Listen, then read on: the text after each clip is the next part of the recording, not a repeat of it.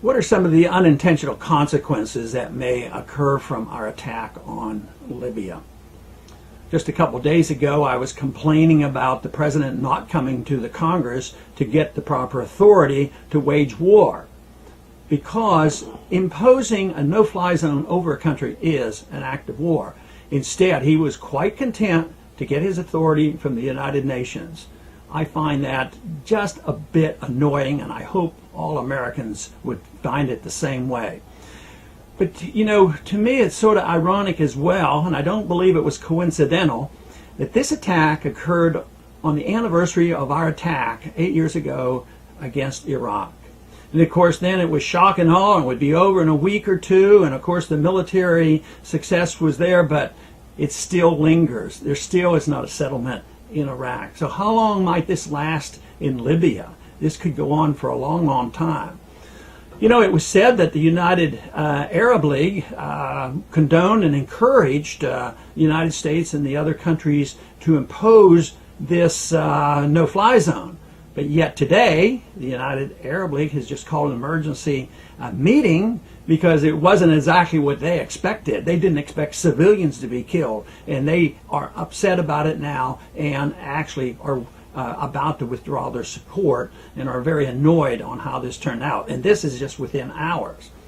I find it utterly amazing to see that the United States, with this modern, wonderful technology, can take off 3 B-2 bombers from the United States, fly over to a country like Libya, drop 40 bombs, and then fly all the way back. I just wish the ability to perform technologically could be translated into some wise diplomacy at times. It just seems like we concentrate on the militarism and not on the diplomacy. 112 Tomahawk missiles landed on that country. Civilians have been killed. And this will not endear ourselves to the Arab world. There is no way. Even though the British and the French are involved, we will still be blamed and we will be paying most of the bills.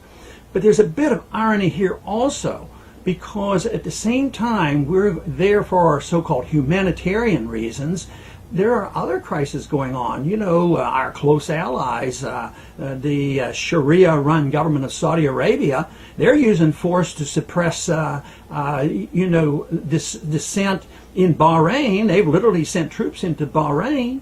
And yet it's the same principle. The people are annoyed with their government, so we would support one illegitimate regime or, you know, ruthless regime. At the same time, we decide the other person has to go. There's no way we can defend Gaddafi as a great leader, but it's also interesting to note that our Secretary of State has decided to put a lot of blame and a lot of concern on the Iranians, which I find awfully interesting, because it just may be that that is the bigger issue, and what is going on in Bahrain might even be a more important issue than the grand bombing and attack on Libya.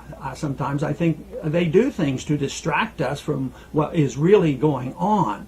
So to me, this is just the beginning. It's very costly. It's going to cost us diplomatically. It's going to cost us financially, and it may well not go away quickly.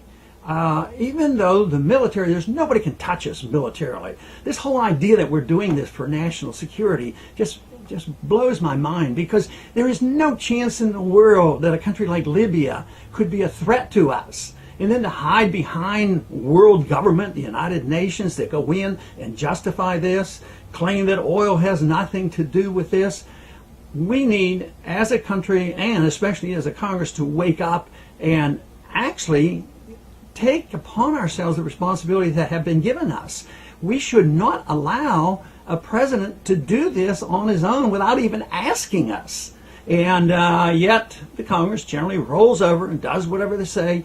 And unfortunately, this is sad to say, but foreign policy hasn't changed. Obama used this as a good example of celebrating the 8-year attack on Iraq. Yet, unfortunately, the policies haven't changed. The policies, they sound exactly the same. Eventually, the American people are going to get tired of this, I hope real soon, but if they don't get tired of it, It'll have to end because it's going to contribute so significantly to our bankruptcy. And I think we're on the way to that point. So the sooner we as a country wake up, the better.